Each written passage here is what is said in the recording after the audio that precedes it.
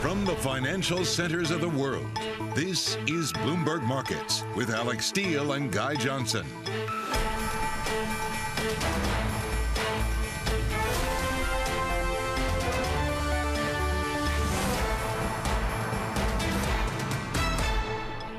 It is 30 minutes into the U.S. trading day on this Tuesday, May 10th. Here are the top market stories that we're following for you at this hour. Oh yeah, turnaround Tuesday. Stocks bounce back after Monday's wipeout. Bond markets catch a bid. Do you buy the dip or sell the rip? And Peloton is not for everyone. Stock tumbles as it posts a deeper than expected loss and cuts its revenue guidance. The latest pandemic stock to just come crashing down to earth. And the Fed's bright side, strong economy, weaker inflation. New York Fed President John Williams floats the best outcome for the economy in a higher rate environment. We're going to speak to Cleveland Fed President Loretta Mester in the next hour. From New York, I'm Alix Steele with my co-host in London, Guy Johnson. Welcome to Bloomberg Market. So, Guy, this was the volatility that I missed in the last 4 months. Absolutely. Back with a bang. Turnaround Tuesday. Whipsawed. As I said yesterday, Alex, we've all got sore necks. Left, right. Which way is it going? It's like watching a tennis game, this market. And we continue to monitor what is happening with the central bank story, which is front and center. We're trying to figure out which central bank is communicating the best or the worst right now. Well, we've got some input from Professor Nagel over at the Bundesbank, saying that he backs the first interest rate hike from the ECB in July. Nobody really expects it in June, but what he's signaling is that we could see the end of QE coming in June. So the balance sheet is still being expanded, remember, over at the ECB. That could come to an end fairly soon. Mustn't let elevated inflation become entrenched. German inflation is gathering momentum. Obviously, a huge day tomorrow for inflation on both sides of the Atlantic. Delaying a policy turnaround is a risky strategy. Expects net asset purchases to end in June, Alex. No sign yet of second round effects on German wages. I don't know. I maybe disagree with that one. I look at what IG Metall is looking for. I think it's 8+% right now. That feels like a second round effect. But yep, the central bank story front and center, inflation front and center. But I feel today, as you say, it's kind of a reaction to yesterday, that massive market move. Yeah, interestingly enough, euro dollar is actually a bit lower despite those headlines, so not enough to really support the currency there, as we're almost there at parity. So let's dig deeper into this whipsaw action here. It's our question of the day. Do you buy the dip? Do you sell the rally? We're going to ask David Sneddon, head of technical analysis over at Credit Suisse. David, what do you do on a day like today? What are the technicals telling you? Good afternoon. Yes, turnaround Tuesday and counter trend Tuesday, as we would also sometimes sort of call it. I think our view is to sell the bounce still. It's the decline that we've had has been pretty impressive. We've seen a lot of momentum to the downside. We've taken out quite a lot of support levels, and we've held a tactically a bearish view on the US equity market, and we're still not at the bigger support levels we're looking for. So our view is, at the moment, you're clearly below falling short, medium, long-term averages. You're making lower lows and lower highs. The momentum is fairly strongly sort of negative and trending lower. So our view is this is more of a temporary bounce. We don't see a huge amount in terms of just the sheer distance on the downside to where we see our next major support level. At the moment, that's around 38.50, where we see the whole bigger cluster of support levels come in. So our view is to sell into a sort of a bounce, or look for a bounce to fade and for a move down to there. But our base case is then really to be looking for some type of floor at that 38.50 area. Because at the moment, what we've seen, I think, for the equity market is it's not been a full across the board rollover. It's been this very much a cyclical growth tech-led move rather than that broader sort of all-in move. Well, let's talk about that. There's a lot of people questioning, David, whether or not yesterday was a major bottom, whether it was capitulation, whether it's something that you can work with. I think you've already answered that question, but you're alluding to the second part of what we want to talk about, which is what is happening internally within this market. As you say, a lot of stocks didn't take part in yesterday's move lower, and it was a big move lower, but it was very selective. So where are we in the growth value debate?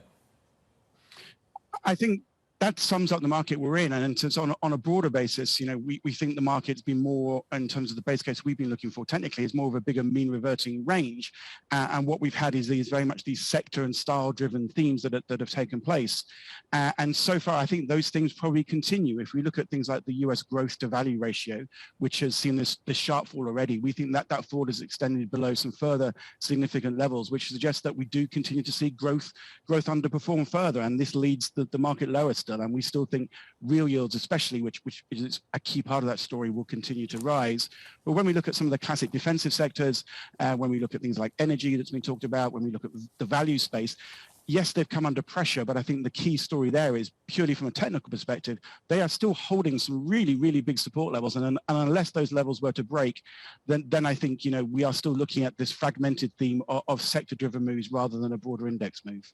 And David, and we'll get to the real yields and inflation in just a second, but I wanted to just talk a little bit more about growth. There's clearly going to be a difference between like Google and Apple and the Pelotons of the world or the Rivians of the world. And I guess the question is, when do you know it's time to buy these large cap growth stocks in tech that do make money, that are huge, that we're definitely not going to live without? So, we tend to focus, we don't actually look at sort of the individual stock side, we focus more on the sector side. And the things we would be looking for is, clearly signs of capitulation, exhaustive moves lower into major support levels that are not confirmed by momentum, but also some more evidence of a peak in the real yield picture as well. And I think that's a key part of this with the growth and tech story. And our view is we're not there yet. We think there is more to go on that. But those are the type of things that we would be looking at, and where they then align with where we think the major long-term technical support levels come in.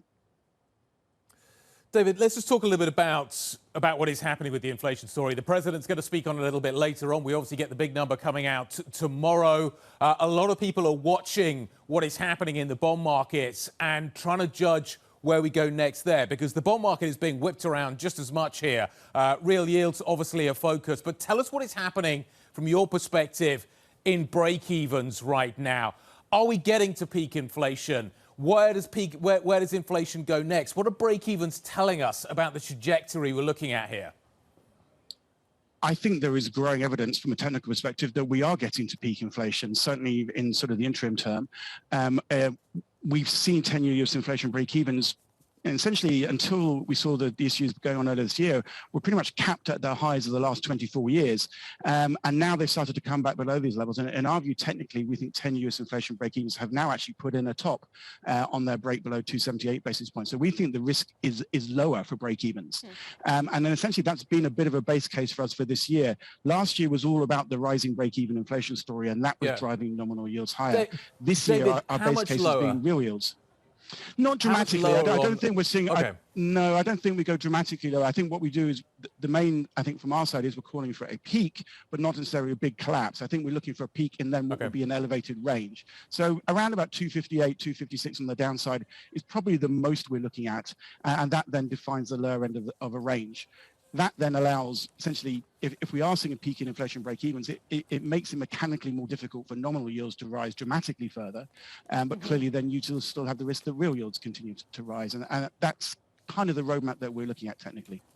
Right. So let's end on real yields there. So then what's the projection if you do have those inflation break-evens rolling over? Yeah, so we think real yields, we're clearly getting a bit of a pause in the bond sell-off in here, and nominal yields are coming back as well as real yields are coming back. We still think this is a temporary pause before yields rise again, but it's going to be more, given the inflation break-even story, more of a real yield rise. So we think 10-year US real yields can still rise to 65 basis points, and that's essentially our ultimate sort of, big resistance that we see on the upside, and that's where we look for the move to stall. In terms of bond yields, we had a 321, 326 target. That was the 2018 high. We kind of view maybe we can overshoot to 340, 345, that type of area. But that for us, certainly for this time, that would kind of be it on the top side. And the inflation break-even story would kind of limit how much more bond yields, nominal bond yields, can rise from here. David, great stuff. Always a pleasure to get that perspective on what is happening in these markets, particularly at moments like this. David Snedden, Credit Suisse Head of Technical Analysis, joining us really kindly. Great to get his take. We need to pose that question that we've been posing today to our next guest. Do you buy the dip or sell the rally? So here's a quote from Anna Hahn, Wells Fargo Securities Equity Strategist, who we're going to talk to next. When does the pain stop? We think 10-year break-even rate, currently 2.9, needs to fall below 275 before growth can find a longer-term footing. That happened yesterday. David was talking about it coming down, the break-even, but not that far. We're going to get an update from Anna next. Really looking forward to this conversation. This is Bloomberg.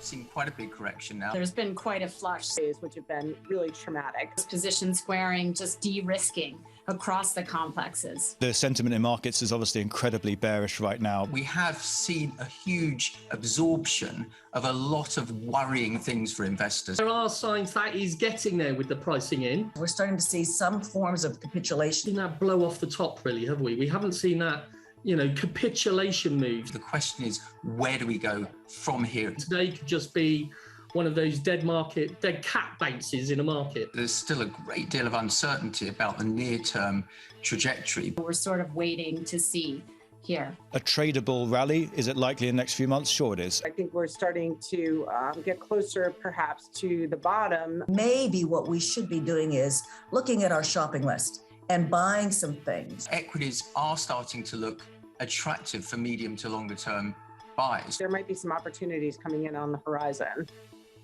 Those are some of our guests on Bloomberg Television on the recent market swing. All thanks to Kelly Lyons, by the way, as a welcome back gift to me. Thank you very much. And that brings us to the question of the day. Do you buy the dip or do you sell the rally? Want to ask Anna Hahn, equity strategist at Wells Fargo Securities. Anna, that's the question. Buy or sell? Well, we've been telling investors that on a year-to-date basis below 10%, we would start looking for buying opportunities. But, to really buy the rally, we were more buying into weakness. The question always becomes what to buy, right? We're not looking for passive investing here. We're looking for parts of the market that are undervalued and has a little bit more of a longer-term play. I read your notes with interest because it fitted really well with what Dave Snedden was just talking about from Credit Suisse, talking about what is happening with break-evens. Anna, big day yesterday, big move lower in break-evens. Obviously, we get inflation data coming up. The president's going to be talking about it a little bit later. You had a key line in the sand. You get below 275 on US 10-year break-evens. You want to buy growth. Do I want to buy growth? Well, we're starting to think about it now. So you're right. Break evens or inflation expectations on the 10-year U.S. Treasury yield have broken below 275. And the reason why we drew that line in the sand, we think about a 250 to 275 range is indicating to us the market believes that the Fed is starting to have an impact on inflation, that they're starting to balance the demand side of the equation so that it brings it more in line or balance with the supply side, which has been racked with supply chain issues. And in that kind of environment, to us, we think that's a little more friendly for the growth style. You've seen how much the growth style has underperformed and how much of that has been a repricing of valuations on that kind of style. So for us, we always like to take that sort of contrarian view and look, when do we get back in before everyone else does? So to be fair, it's not the most low risk play, but that's something that we always look for in the best opportunity. Where in growth? I mean, are we talking like big tech? Are we talking the meme stocks? Are we talking consumer discretionary? Well, to us, the meme stocks are probably a little too high price volatility for us. Something we've seen as a trend and we're not quite ready to go the other way on is that high price volatility has just really been a basket that's been unloved, and we think that could really continue. But some part about risk appetite that suggests that there still may be some, despite this aversion for high volatility, is that when you look at that, there's still a bid for value factors, for that cyclicality and that exposure to economic sensitivity.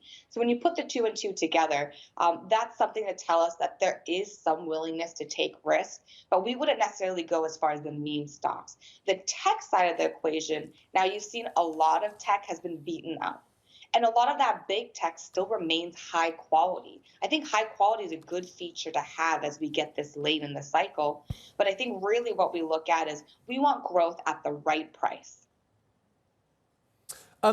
Let's just talk about where inflation goes and how low it goes. Mr. Snedden was saying that break-evens are going to come down, but not that far. let's call it 2.5, and then they're going to kind of remain fairly anchored around that kind of a level. If that is the case, does that change your thinking around where you want to go? If we do see sort of inflation remaining reasonably elevated for quite a while, do I really want to get into growth stocks? And how can I make that call if I really actually don't know how far the Fed is going to have to go in order to quell inflation back to target? You know, that's the big question, Guy. Is the Fed falling behind? Are they on target? Are they going to have to accelerate later? These are the worries that really have shaken the markets in the last few days.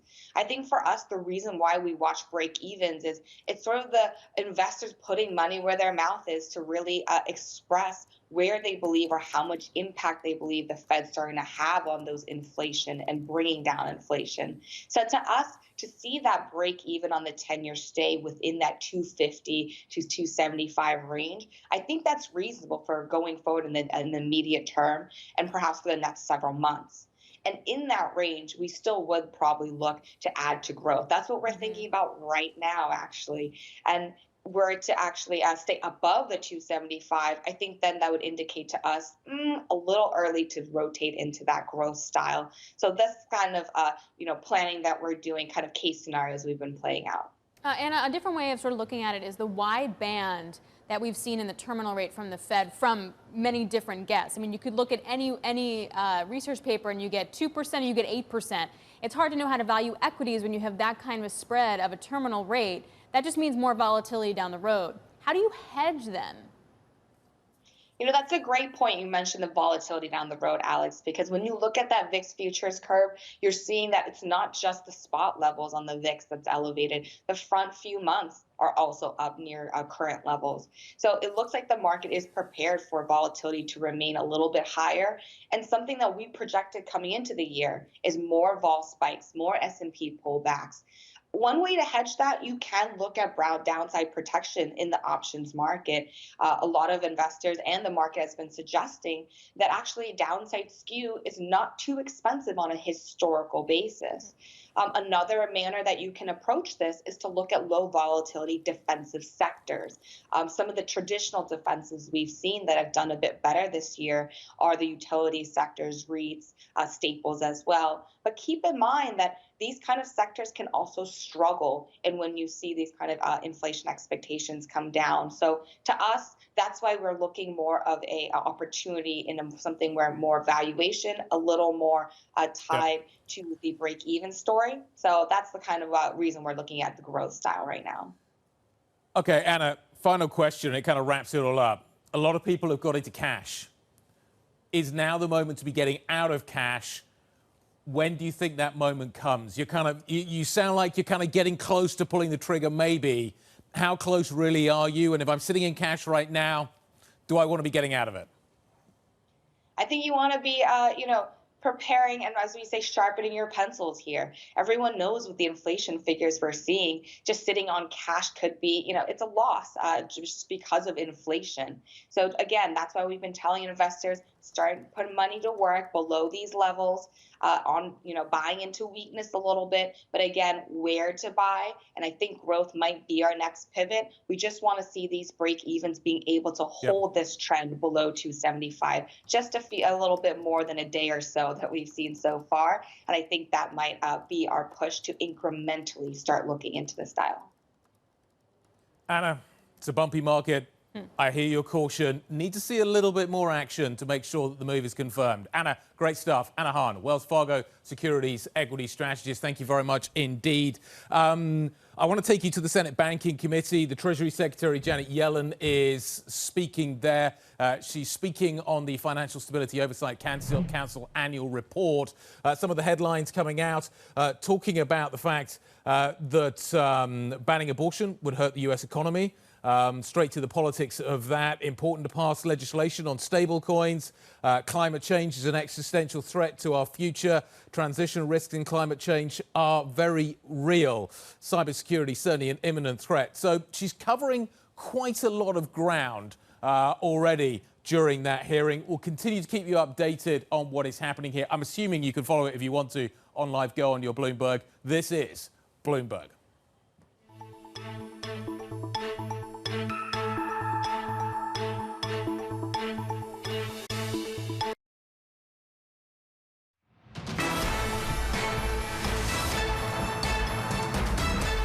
It's time for the Bloomberg Business Flash. A look at some of the biggest business stories in the news right now. I'm Ritika Gupta. Shares of Peloton are plunging. The fitness company reported a bigger than expected loss, cut its revenue guidance, and signed a deal with JP Morgan Chase and Goldman Sachs to borrow $750 million in 5-year term debt. The results suggest Peloton's comeback effort is still a long way from taking hold. And a big transaction in the drug industry. Pfizer has agreed to buy Biohaven Pharmaceuticals for $11.6 billion in cash to gain an approved treatment for migraine headaches. Meanwhile, Biohaven shareholders will get 1/2 of a share of new Biohaven, a new company that will retain some compounds in development. And in pro football, Tom Brady isn't retiring yet, but when he does, the star quarterback will join Fox Sports as an analyst. Fox CEO Lachlan Murdoch says the timing of that retirement is up to him. Brady said in March he would return to Tampa Bay for his 23rd season after previously saying he would retire. Brady has won 7 Super Bowl championships. And that is your latest Business Flash. Guy. Excellent news. Kelly Lyons is delighted. Coming up, gasoline prices in the United States hitting an all-time high. In an hour or so, we're going to hear what President Biden might do about that. Gasoline prices front and center in this story. And as we head to break, talking of an inflation story, Janet Yellen is speaking before the Senate Banking Committee. A number of different headlines coming out of the Treasury Secretary. She's now being asked about Russia, as she was just a moment ago. Senator Warner is asking her questions. And Janet Yellen saying that Russia is clearly in recession, and that inflation is probably running at around 20%. US inflation is running at circa 8%. The question is exactly how quickly is it coming down? You get a hot print tomorrow, that changes the narrative for US markets. You get a slightly colder print tomorrow, then that's a completely different story. So there's a lot going on here around the inflation story, and we're going to continue to focus on that. There's the Treasury Secretary answering questions. As I say, she is speaking in front of the Senate Banking Committee. If you want to follow along what the Treasury Secretary is saying, you can do just that. Of course, this is Bloomberg. We offer you all the options. You can do so, as it says on the screen, on Live Go. Gasoline prices next. The feed through to inflation. That's what we're doing here on Bloomberg. This is Bloomberg. I hope I could work with my colleagues on that. Thank you. Thank you, Mr. Warner. Senator Scott from South Carolina is recognized. Thank you, Chairman. Thank you. Ranking member.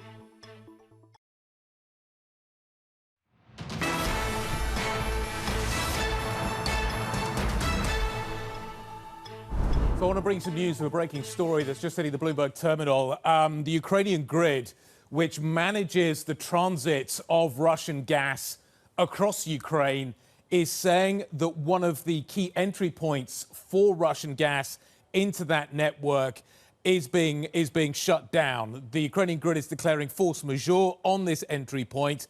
And what they are saying, interestingly enough, Alix, is that Russian actions are disrupting the transit to Europe, gas transit to Europe. Now, a few days back, we spoke to Naftogaz, the CEO of Naftogaz in Ukraine. He was saying that at the moment, the Russians are being very, very careful to make sure that they don't hit the transit facilities, i.e. that gas can continue to transit. They're hitting domestic grids, but they're not hitting transit equipment. Now it looks like we're starting to see an impact maybe of the war on that transit of Russian gas across Ukraine as well. That's a fairly major development, I would argue.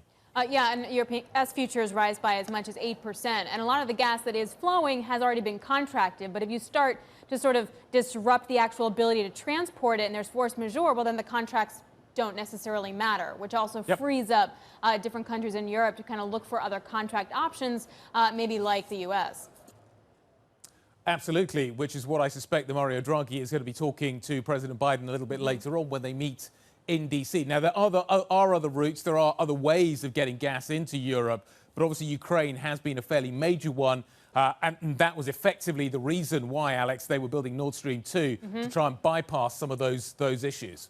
Yeah, so we're going to monitor this in just a moment. We'll continue to update you on those headlines. We'll also get the take from the White House and sort of what this means for certain product prices as well. But in the meantime, we are about an hour into the open here in the U.S. trading session. Bloomberg's Abigail Doolittle is tracking all of these moves as the S&P is still up, holding solid 1%. It certainly is. What a difference a day makes, Alex. But take a look at the S&P 500. To your point, up 1%. That tech-heavy NASDAQ doing even better, up 1.9%. And I say, what a difference a day makes, because of course, yesterday you have this big sell-off, the S&P 500 down 3 days. Speaking of sell-off, over the last 3 days, the NASDAQ 100 had been down 10%. So the dip buyers are out. One help, of course, the pressure of yields rising. That's not the case today. You have bonds rallying, the 10-year yield coming in about 8 basis points. You also have oil about even, so there's not a lot of pressure from other asset classes on stocks. So the S&P 500 right now is going higher. I say right now, though, because if we go into the Bloomberg terminal, it's a brutal downtrend. It's very clear that volatility is the name of the game this year,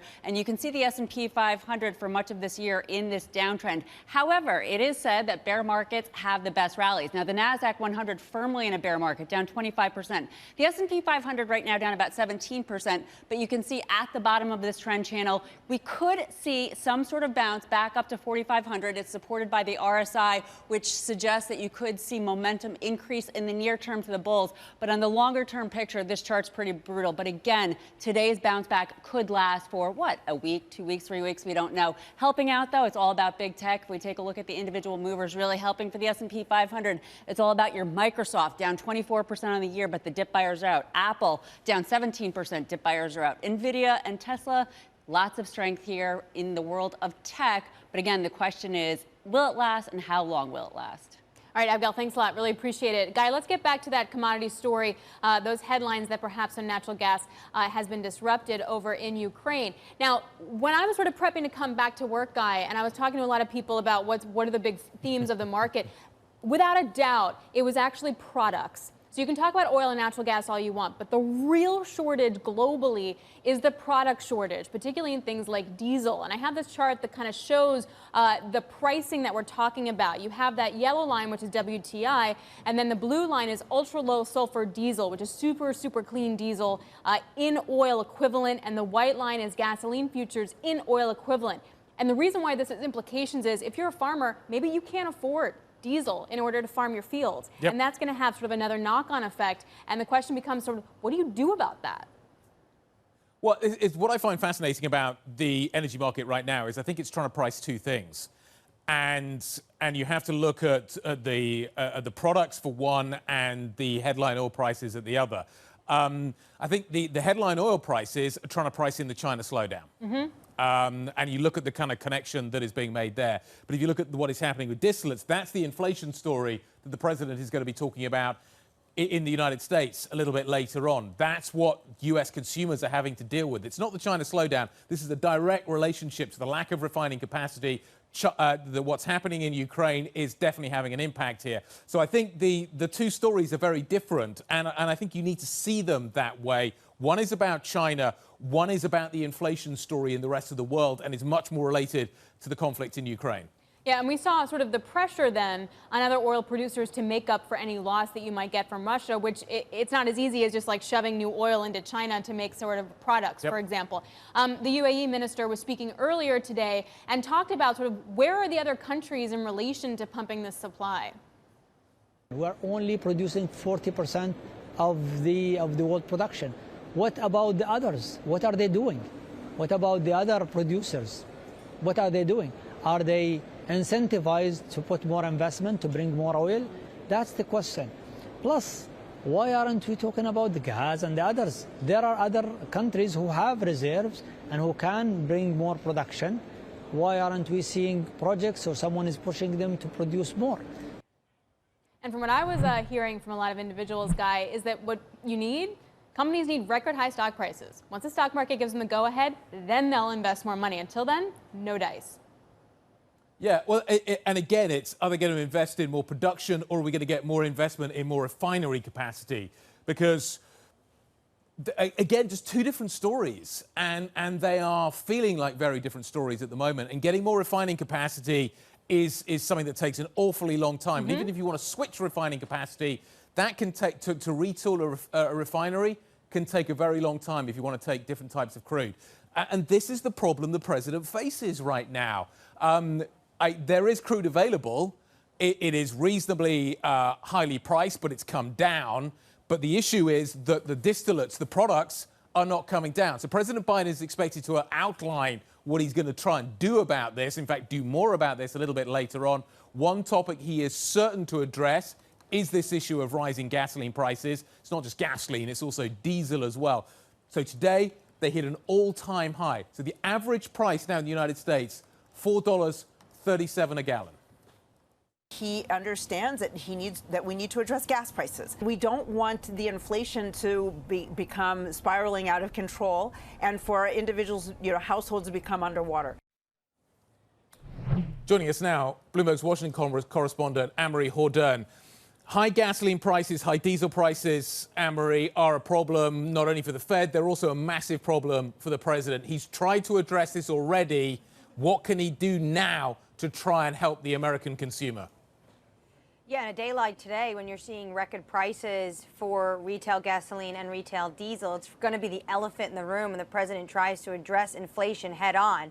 What he's going to say is likely tout what they've done so far to try to quell these pump prices. But Guy, you make a very good point. There's the oil price and there's the retail price, and the margin between the two has absolutely exploded because we are suffering from refinery capacity around the world. Also, the president will likely blame a lot of this on, quote, Putin's price hike. That's what the administration has been calling it. So let's talk about what they've done so far, which is the SPR releases, the E15, increasing the level of ethanol in gasoline, and then also calling on Congress to do more. And then the president is going to do something else, and he's really going to take aim at Republicans and their policies. And this is what you're going to see, a lot of shift in tone from the administration as we gear up towards the midterm elections. And Maria, I also wonder, are we going to hear anything about environmental regulations from the other side? So some have been pointing to the fact that if you say ease shipping rules so the vessels can just burn dirtier fuel, that will help offset the prices because you'll have more diesel, say, for consumers, things like that. Doubtful he's going to say that out loud, but is anyone talking about that in D.C.?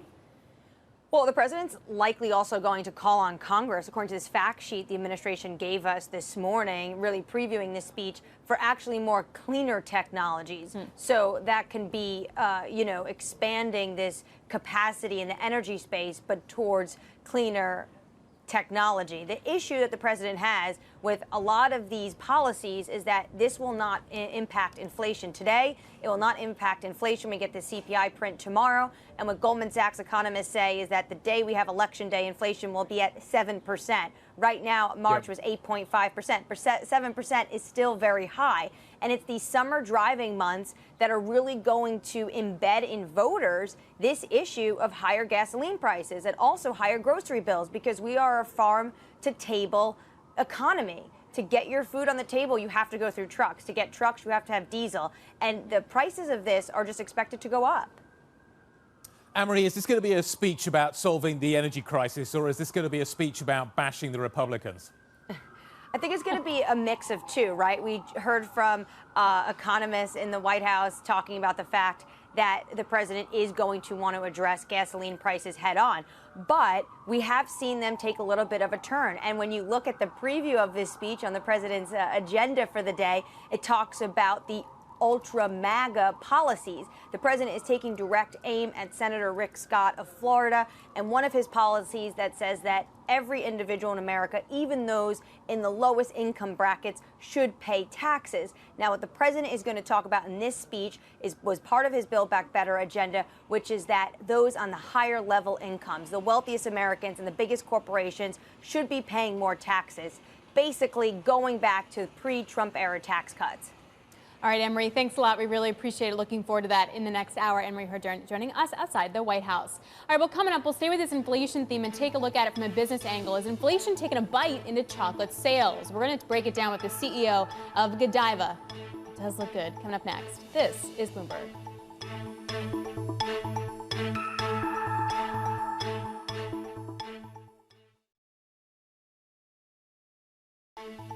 This is Bloomberg Markets. I'm Ritika Gupta. You're looking at a live shot of the principal room. Coming up, Doug Hirsch, the GoodRx co-founder and co-CEO, joining Bloomberg Television, 2:30 p.m. New York time. This is Bloomberg.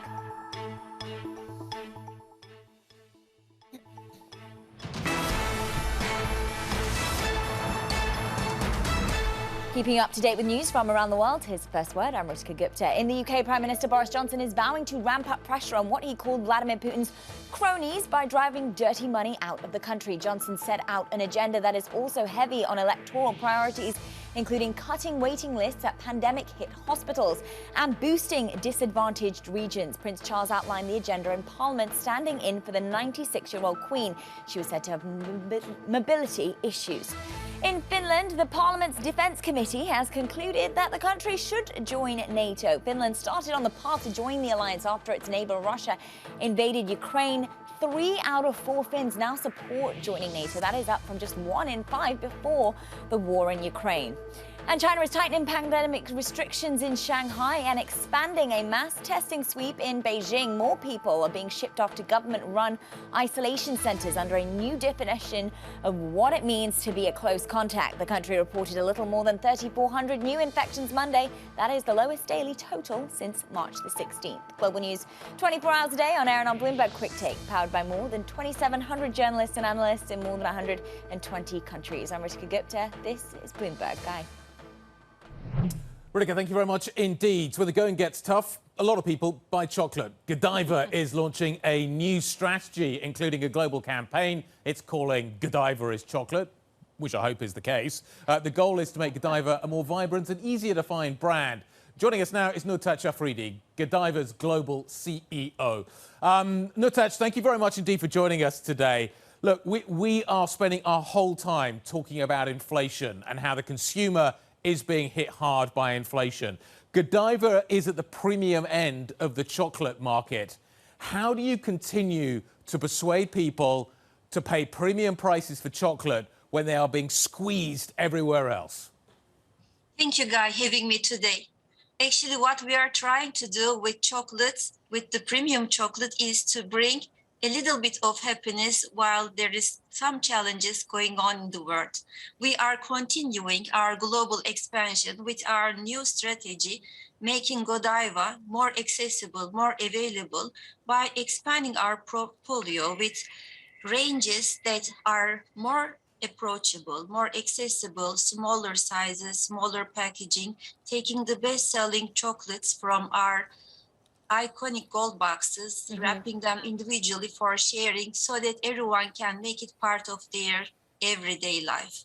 Actually, we are having a very important step in our strategy with our global brand campaign, Godiva is Chocolate, powered by the internationally renowned actor Chris Evans. Nurtaj, talk a little bit then about what pricing power you feel you do have, and then also what your strongest input costs are right now.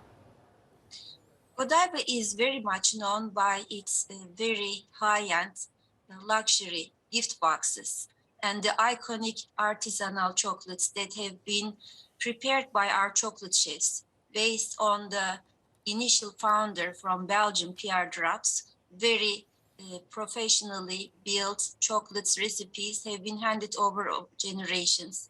Today, what we are doing is democratizing luxury and bringing these chocolates at more affordable prices in different formats and sizes. Now we have single bites for sharing. We have chocolate bars for everyday indulgence, but we also have informal gifting chocolates in the groceries, drugstores, club stores, but also we also have the high-end chocolates. We have a range from $2 to $200 for every moment, for every occasion, for everyone. Okay. Let's talk about what kind of inflation are you feeling right now, Nurtaj? What costs are you having to deal with yourself? What do your margins look like right now? Like everyone else in different industries, chocolate is also hit by the inflation, by the cost increases. The ingredient prices are increasing, and that are not only related to the material cost, packaging cost, but also freight cost is increasing today. What we are trying to do, continue focusing on our consumers and providing the high quality ingredients, high quality chocolate. That's our priority. Of course, in order to avoid the impact on the shelves, we are trying to find efficiencies in the way we operate, but obviously there are some hits in the ingredient costs, in the material costs, and freight costs like everyone else. So just last question on that. You talked about premium ingredients. What's your visibility in your ability to get those ingredients, say, over the next 1 to 2 years, as we're in essence dealing with a global food crisis? The biggest ingredient, the most important ingredient for us is cocoa, which we are buying from the West Africa. For that, we are trying to hedge our costs. On the other hand, there are other ingredients like packaging. We import some of them from outside US, some of them are sourced from North America. And we are trying to manage the cost increase by trying to build more efficiencies in the way we operate, and also trying to find opportunities in the saving of the labor cost, packaging material. Nurtaj, thank you very much. We appreciate it. Appreciate your insight into that, the pricing and then the input costs as well. Nurtaj Afridi, Godiva CEO, thank you very much. So if you eat a lot of chocolate, maybe you want to go work out. So Peloton, though, is losing more money than expected, and the immediate future doesn't look a lot better. That stock down by 13%. And more pre-market, though, could be worse. More next on that. This is Bloomberg.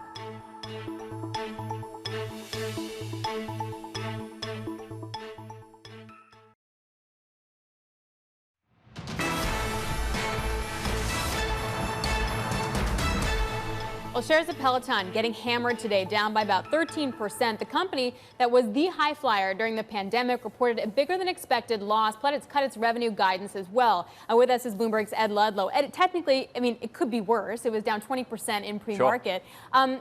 Are we looking at a stock that can realistically go to zero here?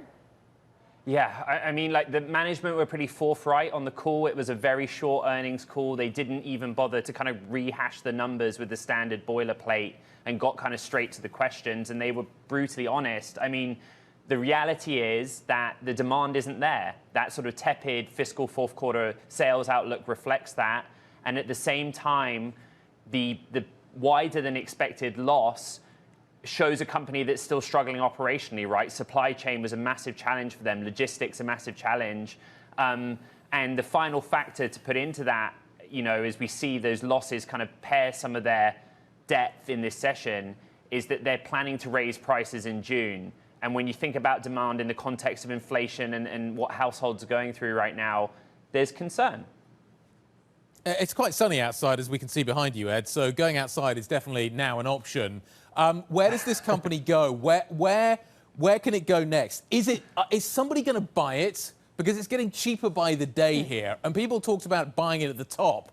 I'm assuming that there must be some interest down at these levels. Well, I don't want to put producers on the spot, but let's bring back that cash chart and talk about the situation that they're in, right? Which is they're running on fumes a little bit. I mean, the other big piece of news is that they have set up a credit facility, or they've borrowed debt from JP Morgan, Goldman Sachs, $750 million. Their cash and cash equivalents around $800 million. For a company of their scale, as executives on the call put it, they are running on fumes. This is the bit that I didn't understand. They have this goal of getting to 100 million paid subscribers. They have 7 million paid subscribers, and they admitted that's a long way to go. This is a company that wants to focus on content, on classes, not on hardware. But the jump from 7 million to 100 million, do you do that organically? How do you grow a user base? And they kind of said, well, if you look at the landscape, there are loads of sports or health platforms that have 100 million users. We feel we can get there eventually. But it's a big question. Bloomberg reported, according to sources, they're looking to sell a 20% stake in the company, not covered off. But yeah, big question, Guy. So, Ed, finally and quickly, who's selling? Like, who is in it? Are these the retail guys selling? Are these big-time investors selling? Who's in there right now? Yeah, I mean, I saw a few people tweet the HDS function on the Bloomberg, which showed some of the biggest shareholders, including Tiger, including Baillie Gifford. And I believe one tweet referenced those guys holding the bag on this one. There are still a lot of institutional names in this. And, it's not been a popular stock on Fidelity trading platform or retail investors, for example. It doesn't have the same user love for the shares that, say, a Tesla does, where you have Tesla car owners buying the stock. I use Peloton. I still use it from time to time. But Guy's right. Look outside. Look behind me. We're leaving the house. And there's not a big lot of love for the story, is there? No, it brings a whole new meaning to getting on your bike, doesn't it? Ed, thank you very much indeed, Mr. Ludlow in San Francisco. Greatly appreciated. Coming up on the European close, we've got a fantastic interview coming up with Lorena Mester, the Cleveland Fed president. We'll talk about the price action here in Europe versus yesterday. Obviously, things look pretty good. Is that a tradable bottom? We'll talk about it next. How sustainable is this move? Anyway, Loretta Mester's coming up. This is Bloomberg.